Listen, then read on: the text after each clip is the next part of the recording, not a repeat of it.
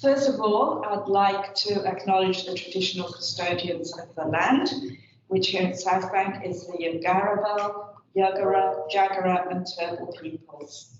I'd like to pay my respects to the elders past and present and extend that respect to other Aboriginal and Torres Strait Islander peoples. Okay, so the theme for today is repairing the environmental deficit in the land management sector, public and market-driven solutions compared. Before we get into the nitty-gritty of this topic, I'd like to take a few minutes of your time to consider a preliminary question. Where are we at? I'm going to share my thoughts on this question with you now, and I invite all of you to share your thoughts and reflections too throughout the day's proceedings. So, where are we at? Well, first of all, there's plenty of good news. Australia is one of 17 mega-diverse countries that collectively hold around 70% of the world's flora and fauna. It's home to an estimated 570,000 different species. Australia has also recorded more endemic species than any other country. 87% of our mammals, 93% of our reptiles, and 94% of our amphibians are all endemic to Australia. This is incredible. For an immigrant from the UK, it's me, Australia's biodiversity is simply mind-boggling.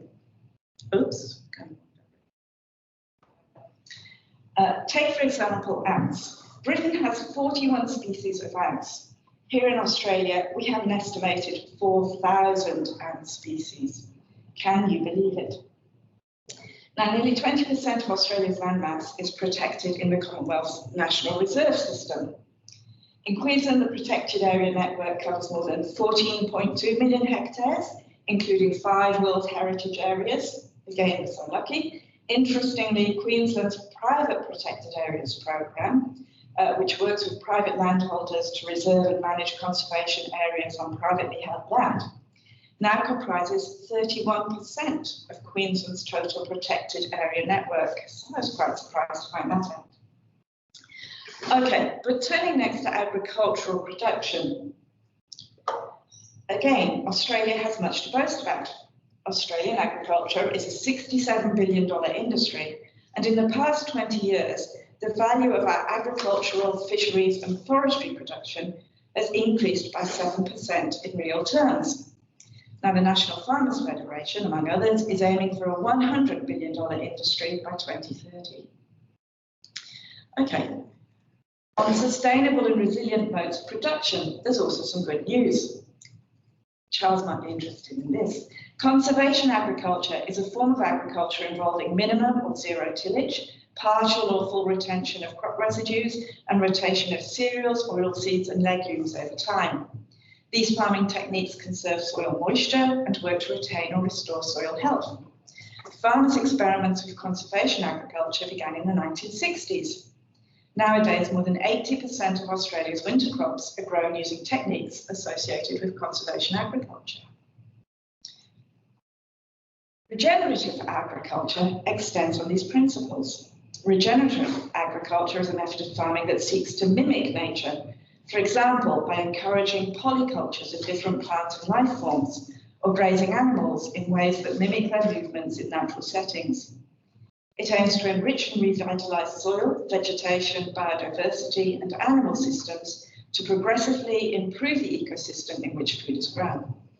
So, conserving biodiversity works hand in hand with this method of farming. Now, while there are not many statistics on the current uptake of regenerative farming in Australia that I'm aware of, there is certainly a lot of interest in it. Charles Massey's book, Call of the Reed Warbler, is witness to its potential and an absolutely engaging read for everyone. Okay, so much for private investment in sustainable land management. What about public investment?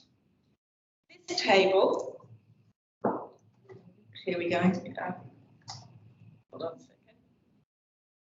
This table lists some of the more significant Commonwealth funding programs for sustainable land management. We'll hear more about some of these programs later today. Noteworthy is the Commonwealth's Indigenous Ranger Programme, which since 2007 has created more than 2,000 jobs in land and sea management. So regional and remote Indigenous communities are becoming increasingly active in the environmental space, and that is rightly so, because native title with rights to live on country and/or access land for traditional purposes now extends over approximately 40% of the Australian landmass. So these are exciting times. So are we to conclude that all is going well in rural and remote Australia? Sadly, this rosy picture is not the whole story. Flipping the coin, I find there is another storyline that's much more concerning. So here I'm going to note a few trends in the environment, agricultural and community well-being of rural and remote Australia, which illustrate this point. Returning first to biodiversity. Over the past 100 years, Australia has experienced the largest documented decline in biodiversity of any continent. The Environmental Protection and Biodiversity Conservation Act lists 533 animal species and 1,385 plant species as threatened in some way, including presumed extinction. We are yet to turn the tide. This slide shows species decline in 2 areas of northern Australia over a 25-year period. Oh, hold on. Where's my slides? Slides. Thanks, Mel. Just a slight pause. Thanks for letting me know. Next slide. Okay. That's where we're into on decline in mammals in Northern Australia. Okay. So the next point is that land clearing is a major contributor to biodiversity loss. But feral animals, invasive weeds, and changed patterns of fire have also wreaked havoc across the Australian landscape.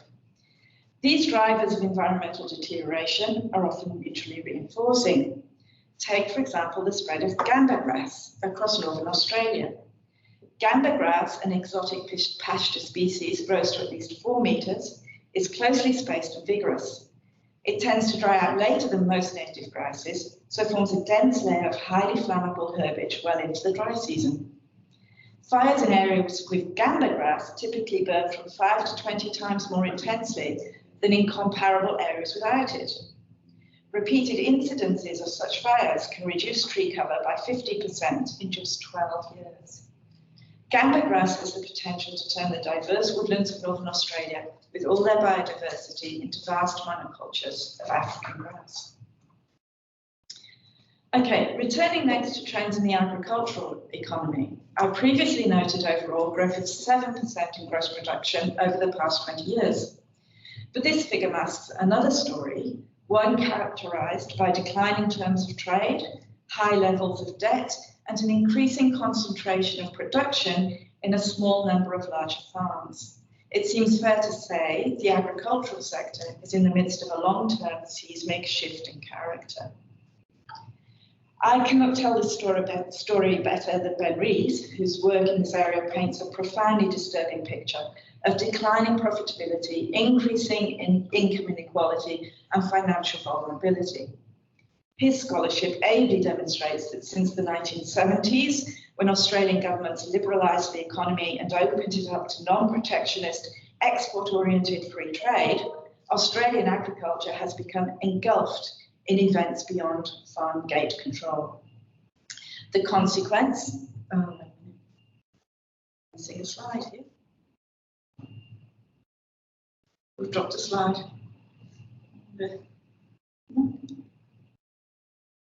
There we go, that's the one. Okay. The consequence, as Rees compellingly argues, has been falling farm real incomes, collapsing land values, and declining enterprise solvency. This graph shows the increasing gap between rural debt, the red line, and net value farm production, the black line, from 1969 to 2015. So the overall trend in economic profitability is unmistakably deteriorating. And the inescapable truth is that for a great many stakeholders, long-term financial stability is by no means assured. Okay, so the next part of the story relates to the growth of large farms, defined as those with receipts above $1 million per year in real terms. In the past 4 decades, large farms have grown from around 3% of the farming community to 14%. Their share of the value of total outputs has also increased from around 25% to around 59%. So that now means 14% of farm enterprises now account for 59% of total farm outputs. These high revenue farms account for 1/5 of our professional farmers, but control 2/3 of our land, farm income and output. This is great news for those enterprises, but it suggests the picture is disproportionately bleak for the remaining 4/5 of the farming community. Okay, whoops. The third part of this story, in my view, relates to the intensifying impacts of climate variability. Since 2010, Queensland has been impacted by more than 50 significant natural disaster events. In December 2019, 67% of Queensland was officially declared drought affected. Yet only 11 months earlier, 600,000 cattle were killed in catastrophic floods across northern Queensland. So climate change is expected to intensify the frequency and intensity of these natural disasters. How will exposed and vulnerable communities, both human and ecological, cope with all of this? And if the threat of natural disasters is not enough, the latest climate change impact is the growing debate about greenhouse gas emissions emanating from the land management sector. Agriculture comprises about 13% of our overall emissions, and the sector also contributes to transport and other emissions. The production of red meat is sometimes singled out for its emissions contribution. On a global scale, farm animals account for 14.5% of total greenhouse gas emissions, and producing red meat accounts for about 41% of those emissions. That's pretty bad news for Australia, especially Queensland, because livestock comprises 51% of the value of our farm production. It all seems a little ironic when the same landholders that raise cattle in Queensland effectively bore the brunt of Australia's actions to meet and exceed its Kyoto emissions reduction targets. Be that as it may. Lastly, on trends in community wellbeing. Across regional and rural Australia, population ageing, population decline, high unemployment rates, low levels of tertiary education, and a high incidence of serious mental health conditions paint a very concerning picture. The facts speak for themselves.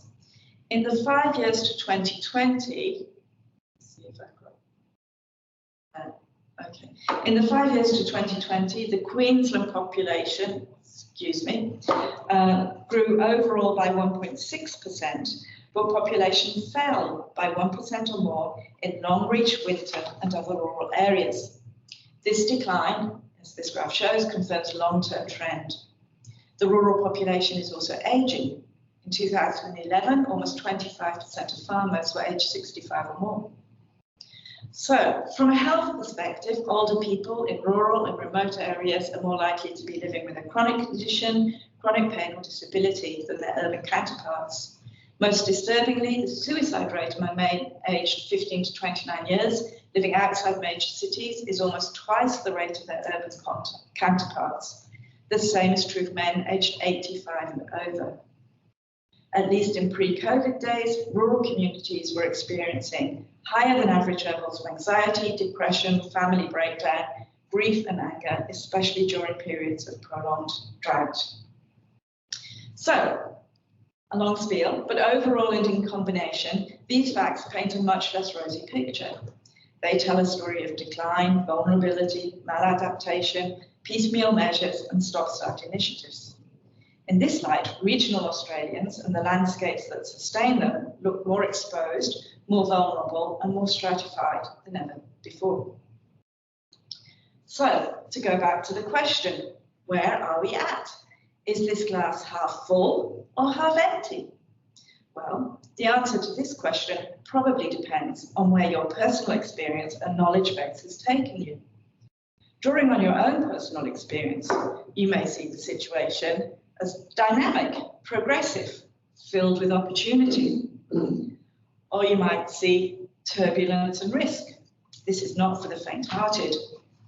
Or more sadly, your experience of the situation might be traumatic and soul-destroying, a situation in which both the environment and its people are close to breaking point.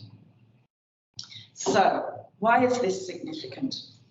Well, I suggest if we don't understand the overall context of where people are coming from, there is a strong likelihood any type of investment, whether public or market-driven, will simply miss the mark and go the way of many past initiatives, approximately nowhere in the long term. And what does all this mean now for policymakers and external investors? Well, I see, and you experts might want to discuss this further, but I see a situation in which we have at least three very different types of stakeholders in operation: the family farm business model, the large corporate model, including not-for-profit landholders, and indigenous community groups. And whilst they may all share some common ground, each group also has its own interests and concerns. So my observation is that for external environmental investors of all types, the safest and most promising course of action is to partner with the best organised, most progressive and most optimistic stakeholders. For instance, large corporate landholders, not solely, but quite often. On one score, that's all very well and good. After all, if 1/5 of our farmers control 2/3 of our land, why bother looking anywhere else to fix up our environmental issues on privately held land? Why not let the market-driven forces of economic restructuring continue on their path? Why should, and anyway, how could environmental investors stand in the path of progress and resist such compelling market trends? What kind of folly would that be? How much waste of resources would that lead to? But I say, beware the long-term implications of this reasoning. There are very few shortcuts in this game, and my experience researching the impacts of the Vegetation Management Act, more about that later, leads me to think this recipe for environmental investment may breed further distress, apathy, angst, and even opposition. So to all potential investors out there, I say, looking at the issues more broadly and beyond each isolated project's 2, 5, or even 10-year performance indicators, how is your investment contributing to a healthier, more sustainable and prosperous community, both human and ecological? Finally, at the risk of sounding ridiculous and benign, I suggest that healthy landscapes will require thriving communities, sustainable enterprises, and secure and empowered individuals and families, and each and every one of our stakeholder groups. Of course, that's all a lot easier said than done, but I suggest that should be our vision. Because just like a thriving ecosystem, all these issues are interlinked. So with all this in mind, which admittedly is quite a lot, our task for today is to consider what's worked well and not so well in the past, to examine what's out there now, and to exchange ideas on what might actually deliver moving into the future. Good luck, everyone, and happy deliberating.